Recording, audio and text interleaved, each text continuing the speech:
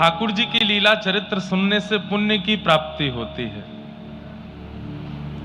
और भक्त चरित्र श्रवण करने से भक्ति की प्राप्ति होती है। पुण्य में और भक्ति में अंतर क्या है? पुण्य की कामना संसार का हर व्यक्ति करना चाहता है। अब मकर संक्रांति के दिन इस बार एकादशी आ गई तो लोगों की चिंता इतनी बढ़ गई कि अब हम पुण्य कैसे करेंगे। क्यों? क्योंकि मकर संक्रांति के दिन खिचड़ी का दान है, उसका पुण्य होता है और खिचड़ी चावल से बनती है और चावल एकादशी के दिन खाए नहीं जाते। अब क्या करें? तो लोगों में इतनी चिंता बढ़ गई कि उसका कोई निदान बताओ इसका। तो संतों को फिर वीडियो बना करके और अपनी कथाओं के माध्यम से बताना पड़ा कि भाई तिल का दान भी बहुत महत्वपूर्ण होता है, तिल का दान करो और चावल का यदि दान करने का आपका भाव है तो फिर उसको द्वादशी के दिन कर लेना। तो लोगों में ये भी चिंता का विषय बन गया कि द्वादशी के दिन चावल का दान करेंगे तो उसका पता नहीं पुण्य मिलेगा कि नहीं मिलेगा। ये पुण्य की इतनी भाग दौड़ क्यों है? और हमारी एक साइकोलॉजी बन गई है। अभी मैं भी अगर यहां बैठ करके आप लोगों के बीच में 2-4 पुण्य क्रम बता दूं तो आप सब उसको करने के लिए तुरंत तैयार हो जाएंगे।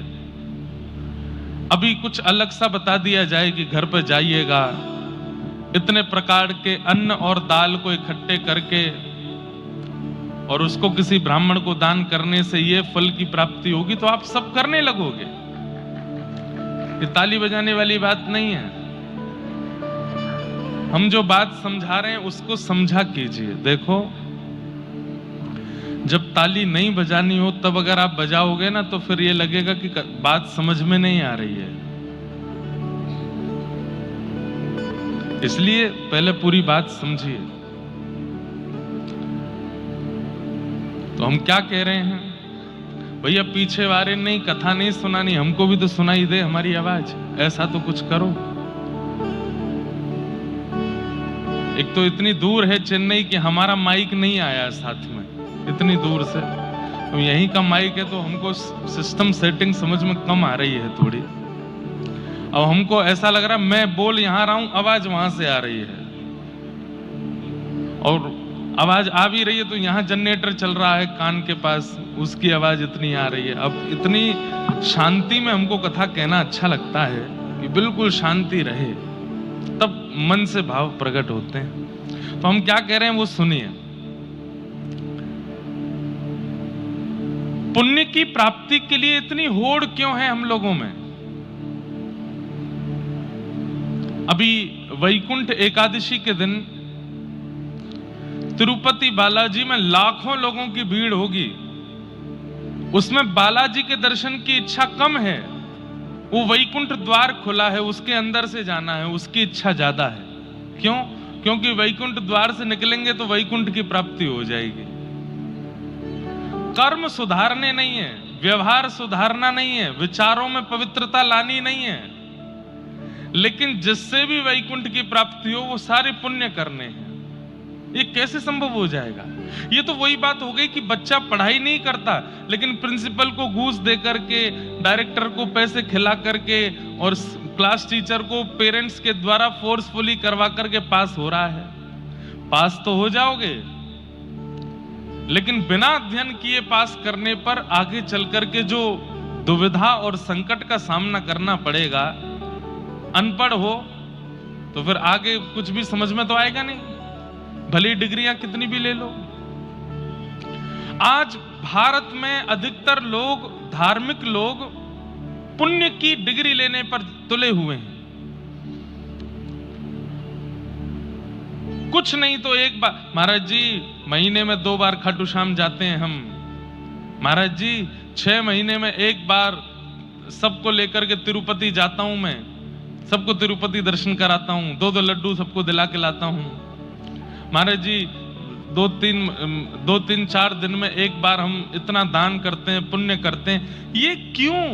ये पुण्य की इतनी होड़ क्यों लगी है हम लोगों में? और फिर क्या कहते हैं कि पुण्य से क्या होगा? भगवत प्राप्ति ना, भगवत प्राप्ति पुण्य से नहीं होती। पुण्य से क्या होता है? स्वर्ग की प्राप्ति होती है। और स्वर्ग क्या है, पुण्य क्या है, इनके बारे में थोड़ा समझो। पुण्य आपके सत्कर्मों के द्वारा कमाया गया एक धन है। पुण्य, जिस धन से आप स्वर्ग में एंट्री कर सकते हो। अगर आप भारत का रुपया लेकर के अमेरिका जाओगे तो अमेरिका में आप कुछ नहीं कर पाओगे, आपको अमेरिकन डॉलर रखना पड़ेगा। ऐसे स्वर्ग में रहने के लिए, प्रवेश करने के लिए आपको पुण्य होना आपके पास जरूरी है। पुण्य से स्वर्ग की प्राप्ति होती है।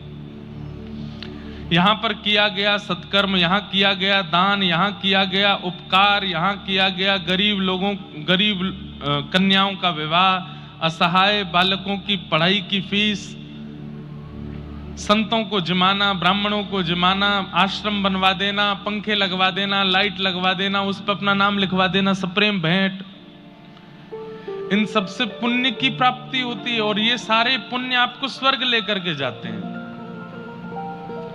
ठाकुर जी नहीं मिलते। और स्वर्ग क्या है? 5 स्टार नहीं, 7 स्टार नहीं, 10 स्टार नहीं। भारत में तो अभी विश्व में तो 7 सितारा होटल ही होता है सबसे बड़ा, लेकिन स्वर्ग को क्या है? उसको 100 सितारा होटल कहें तो वो कोई कम नहीं है। 100 सितारा होटल है स्वर्ग। और उस स्वर्ग की खास बात क्या है? वहां जाने वाला व्यक्ति वृद्ध नहीं होता। पहली बात, वहां जाने वाली व्यक्ति के दाढ़ी मूंछ नहीं आती।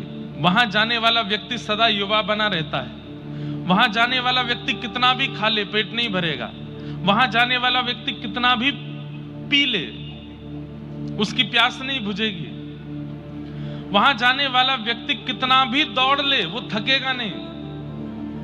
मतलब आप जितने चाहो भोग सकते हो, वहां आपका मन नहीं भरेगा।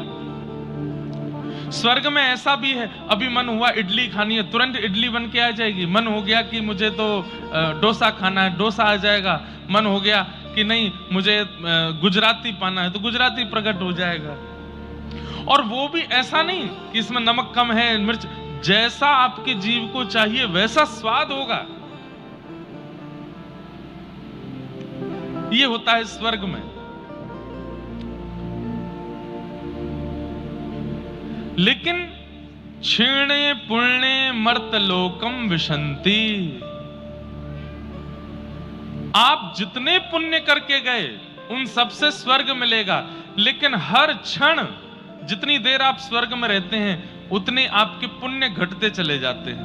गंगा स्नान का पुण्य चला गया, तीर्थ यात्रा का पुण्य चला गया, ब्राह्मणों को जिमाने का पुण्य चला गया, कन्या विवाह का पुण्य चला गया, इस दान का पुण्य चला गया। जैसे जैसे आप वहां उपभोग करोगे पुण्य खत्म होते जाएंगे। और एक समय ऐसा आएगा स्वर्ग के राजा इंद्र आपके पास एक पत्र भिजवाएंगे और पत्र में कहेंगे कि भैया अब तुम्हारे केवल इतने पुण्य बचे हैं और इस पुण्य के पूर्ण होते ही तुमको स्वर्ग से जाना पड़ेगा। आप कहेंगे कहां जाना पड़ेगा? बोले कि अगर तुम नरक होके आ चुके हो तो पृथ्वी पर जाना पड़ेगा, और नरक नहीं गए हो तो कुछ दिन के लिए नरक भी जाना पड़ेगा। क्यों? अच्छे पुण्य भोगने के लिए स्वर्ग मिलता है और पाप भोगने के लिए नरक मिलता है। दोनों को जब हम शून्य कर लेते हैं तब दोबारा पृथ्वी पे आना पड़ता है। समझ रहे हैं बात को? अच्छे कर्मों का भोग हम स्वर्ग में जाके करते हैं, बुरे कर्मों का भोग हम नरक में करते हैं। तो यहां किया गया जब वहां जाके सब बराबर हो जाता है तो फिर से जन्म लेना पड़ता है। आप कहोगे महाराज जी तो फिर ठाकुर जी कैसे मिलते हैं? भक्ति से, पुण्य से नहीं। पुण्य से स्वर्ग की प्राप्ति होती है, भक्ति से ठाकुर जी की प्राप्ति होती है। और आज भारत में हर व्यक्ति पुण्य करने पर लगा हुआ है। हमें भी कई लोग जो हमें नहीं जानते, जिन्होंने कथा नहीं सुनी, कभी फ्लाइट में, ट्रेन में, कभी कहीं पब्लिक प्लेस में मिल जाते हैं, तो वो लोग भी, उनकी भी केवल एक ही इच्छा रहती है, अब महाराज जी आप तो पंडित जी हैं। मैंने कहा हाँ पंडित जी हैं। हाथ देख के बता दो ना क्या रेखाएं कह रही हैं हमारी। अच्छा ये नहीं बता सकते तो ये बता दीजिए ऐसा क्या करूं कि मेरे जीवन के सारे संकट चले जाएं, सब अच्छा हो जाए, कुछ ऐसा बता दीजिए जिससे ये हो जाए।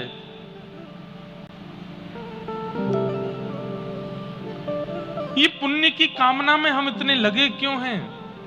कथाओं में बताया जाता है कि अपने विचारों को शुद्ध करो, अपने जीवन को शुद्ध बनाओ, अपनी क्रियाओं को, वो नहीं करनी हमें, हम तो वही करेंगे जो हम करते आए हैं। आप तो बस पुण्य के मार्ग बताते चलो।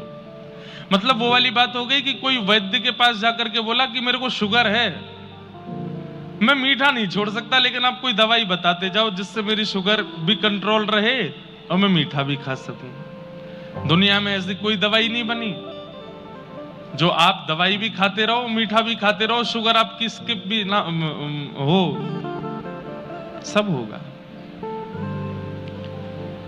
शुगर को सही करने के लिए तो आपको मीठा छोड़ना ही पड़ेगा, उसके बाद दवाई अपना काम करेगी।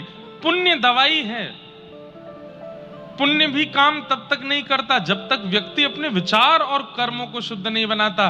रावण रोज शंकर जी का अभिषेक करता है, एवरी डे। रावण का नियम है कि वो जलपान भी नहीं करता जब तक वो शंकर जी की आराधना ना कर ले।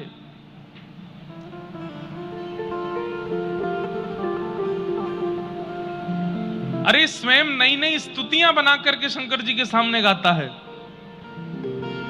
लेकिन ऐसे पुण्य का क्या फायदा जहां पर कर्म शुद्ध नहीं थे? रावण का अपराध और उस अपराध का दंड आज तक हम उसको दे रहे हैं। आज भी दशहरा मैदान में उसको जला रहे हैं। कभी कभी मुझे ऐसा लगता है कि रावण के जिस दोष के कारण उसको दंड दिया जा रहा है, ऐसा दोष तो भारत में हर व्यक्ति कर रहा है। कौन नहीं कर रहा?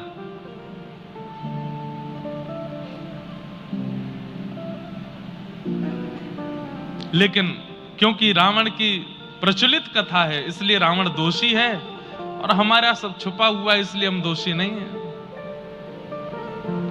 इसलिए भैया पुण्य के पीछे ज्यादा मत भागिए। पुण्य कमाने की इच्छा से तिरुपति बालाजी मत जाइए। पुण्य कमाने की इच्छा से, अब तिरुपति में दर्शन करने जाते हैं तो वहां कई लोग केश दान करते हैं, और केश दान करने के पीछे ऐसा हो ही नहीं सकता कि कोई कारण नहीं है। अकारण कोई केश नहीं दे सकता। वहां पर माताएं बहनें भी केश दान करती हैं, उसके पीछे भी कारण यह है कि उनकी कोई मनोकामना है, उनकी कोई कामना है। कामना या तो पूरी हो जाए तो केश दान करते हैं, या कामना पूरी हो जाए उसकी विनती के लिए केश दान करते हैं। निस्वार्थ भक्ति कर कौन रहा है आज संसार में? कोई भी नहीं। स्वार्थ लाग करहि सब प्रीति, सब स्वार्थी हो गए हैं। इसलिए ठाकुर जी ने भी फिर अपना नियम बदल लिया है। ठाकुर जी भी फिर सोचते हैं कि ठीक है तुम स्वार्थी हो तो फिर मैं भी अपना व्यवहार स्वार्थ का ही रखूंगा, जैसे को तैसा। तुम स्वार्थ से भजते हो तो जब तक तुम नहीं भजोगे तब तक हम कुछ देंगे भी नहीं, हम भी स्वार्थ से ही तुमको देंगे। पर हम जिन भक्तों के चरित्र सुनते हैं वो स्वार्थी नहीं है, उनका अपना कोई इच्छा नहीं है, वो ठाकुर जी को बस भजने के लिए भजते हैं। हमारी प्रार्थना है अब पुण्य की इच्छाएं कम करिए, भक्ति के भाव से। तिरुपति इसलिए नहीं जाना क्योंकि आज एकादशी है, क्योंकि आज पुण्य मिलेगा, क्योंकि आज ये है, बस जाइए कि बहुत दिन हो गए, अब अवसर मिला है, वेंकटेश भगवान को देख करके आए कि वो ठीक हैं, वो आनंद में हैं, वो प्रसन्न हैं। और ठाकुर जी के सन्मुख जाकर के पूछ लिया कीजिए, नाथ कैसे हो आप, ठीक हो, राजी हो, प्रसन्न हो, पूछ लीजिए। अपनी आंखों के आगे हर व्यक्ति से हम पूछते हैं दिखने वाले को कि आप कैसे हो। कभी प्रकट होते हुए नित्य सूर्य प्रकट होते हैं। कभी पूछा आप कैसे हो, हमारी तो फिर भी छुट्टी होती है, आप तो कभी छुट्टी नहीं लेते, रोज आ जाते हो। सूर्य नारायण भगवान कभी अवकाश नहीं लेते।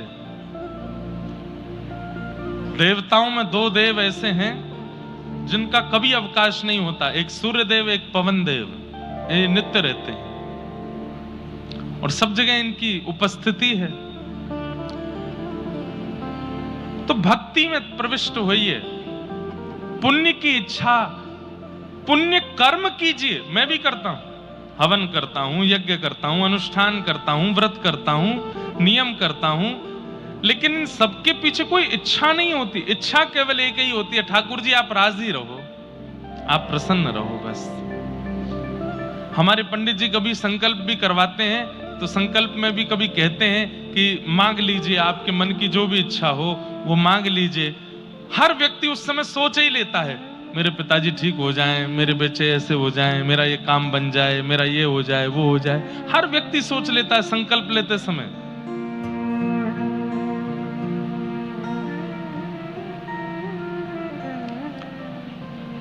हमारे पंडित जी जब कहते हैं संकल्प लीजिए, कुछ मनोकामना हो तो आप मांग लीजिए, तो बस एक ही बात मानते हैं, श्री गिरधर लाल चरण सन्निधोः प्राप्त्यर्थम श्रीमद् भागवत अविचल भक्ति प्राप्त्यर्थम। श्री गिरधर लाल जी की सन्निधि मिले, भागवत जी की अविचल भक्ति मिले, कथा रस में भाव निमग्न हो। ऐसी इच्छा ना हो कि मुझे बहुत सुने, बल्कि ऐसी इच्छा प्रकट हो कि मैं जो कहता हूं वो मैं ही सुनूं और मैं सुनकर के खुद को परिवर्तित करूं। इन भावों से ठाकुर जी प्रसन्न होते हैं। नहीं तो ठाकुर जी केवल आपको पुण्य के बल पर स्वर्ग देकर के आपसे कंटक छुड़ा लेंगे, तो तू स्वर्ग ले, मेरा पीछा छोड़। भक्त की ये इच्छा नहीं होती। भक्त तो ठाकुर जी को मांगता है। इसलिए भैया पुण्य की कामना नहीं, पुण्य कर्म कीजिए, पुण्य की कामना से मत कीजिए। कामना उसमें भी भक्ति की कीजिए कि मुझे भक्ति प्राप्त हो, मुझे सरलता प्राप्त हो, मैं सहज हो जाऊं, मेरा मन निर्मल हो जाए। संत श्री कबीर दास जी महाराज का नाम सबने सुना है, पर उनकी जीवन गाथा किसी ने नहीं सुनी, बहुत कम लोग जानते हैं।